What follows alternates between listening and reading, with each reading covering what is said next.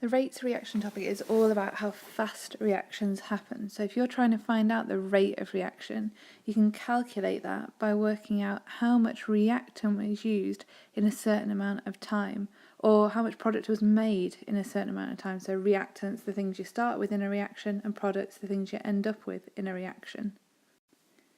Exam questions might give you a few things to put into this equation and calculate the rate with, or they might actually give you a graph to look at.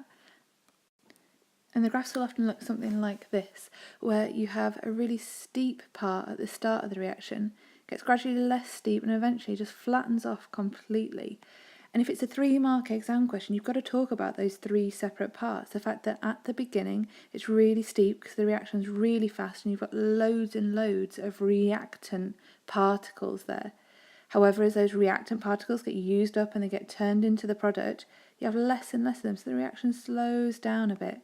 And eventually you'll have used up all of those reactant particles. You won't have any reactant left. So that means that the reaction eventually stops.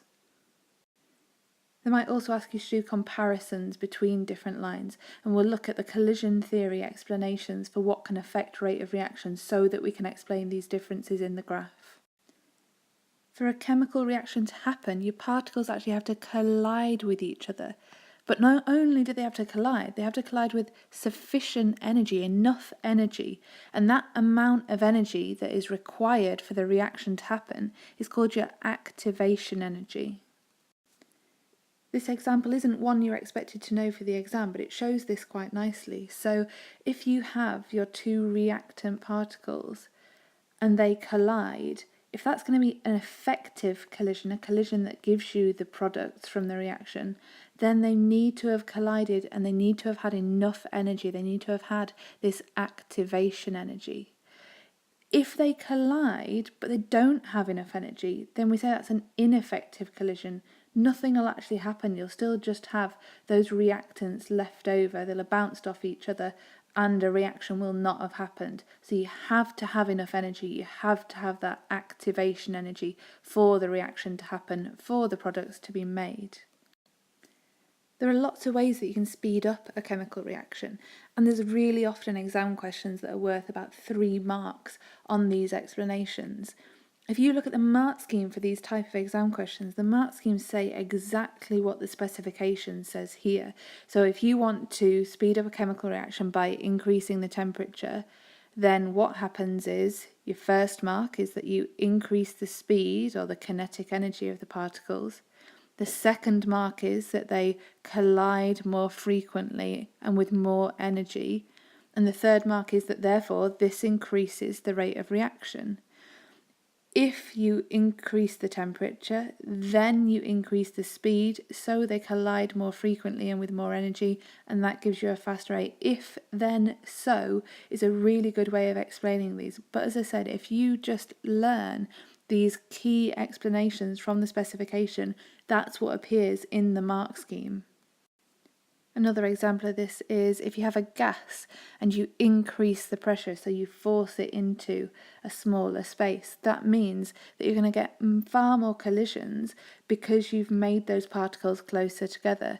So if you increase the pressure, then your particles will be closer together, you'll have more collisions, and that'll increase your rate of reaction. It's really important to say in your answer that you increase the number of successful collisions. Use that keyword successful, otherwise they might not give you the mark.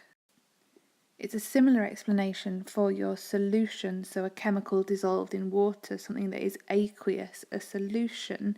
If you increase the concentration of it, so the concentration, how much of that chemical there is in the solution, then that means you'll increase the frequency of collisions, increase the number of collisions, and so that, therefore, will mean that you have a faster rate of reaction. So again, if you increase the concentration, you increase the number of particles, and that means that you're going to have more collisions, more successful collisions, and that'll give you a faster rate of reaction for solutions. The final factor that can affect rate that we would explain in terms of particles is something called surface area. If you have a solid, and if you have one kind of large lump of that solid, then anything that's trying to react with it can only reach those particles on the outside of that large lump. It can't get to the ones in the middle of it. Whereas if you break up that lump, if you break up that solid into lots of smaller pieces, you're going to increase the surface area, you're going to increase the amount of surface that that particular chemical has. And that means that lots more particles are going to be able to react. We sometimes say that lots more particles are exposed. And so that leads to more successful collisions, it leads to a higher frequency of successful collisions, and that'll increase the rate of reaction. It's a little bit counterintuitive because actually if you are going to increase the surface area, make the surface area bigger, you've actually got to make your chemical smaller and you've got to break it up into lots of little bits.